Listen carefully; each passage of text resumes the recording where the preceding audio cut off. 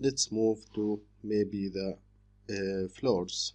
So I will go and add the floor here on level 1 or the ground floor. So I will go to ground floor, and now I will go to architecture, floor, and let's choose floor architectural.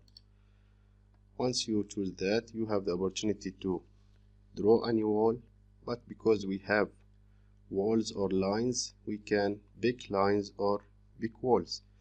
And this is very important because when you have a section, you have to extend your floors to the structural element of the walls. So I will go with big walls, and now pick these walls like that, and as you see the lines will be extended to our structural element.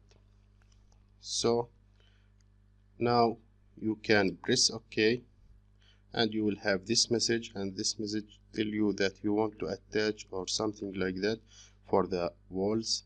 I will go with no, and then you will have this floor. If I go to 3D, you can see that we have these floors. We have this floor on the ground floor of our house.